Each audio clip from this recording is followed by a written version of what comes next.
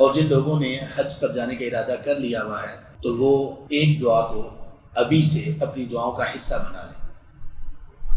वो ये है कि अल्लाह सेहत, सलामती और आफ़ियत के साथ मकबूल और मबरूर हज नसीब कर देना। जितना इस दुआ को कर सकते हैं कर लें। अल्लाह खैर और आफ़ियत से हम सबको वहाँ पर ले जाए, बार बार ले जाए।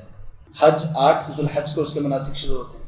हम 7 को भी लोगों से ये कह रहे होते हैं कि अल्लाह से ये दुआ करें कि अल्लाह हमें सेहत, आफ़ियत के साथ मकबूल और मबरूर हज नसीब कर देना। 7 ज़ुल्हज को, 8 ज़ुल्हज को अरफा हज है, रुकन है उसका सबसे बड़ा। उस दिन अरफा से पहले या अरफा से पहले वाली रात दुनिया के मुख्तलिफ हिस्सों से लोग आए हुए हज के लिए, नहीं नसीब होता। वो महरूम नहीं है, अल्लाह के यहाँ उनका अजर लिखा गया उनकी नीयत के मुताबिक। लेकिन बात यह है कि अल्लाह से दुआ करो कि यार अब नसीब कर देना मकबूल और मबरूर हज।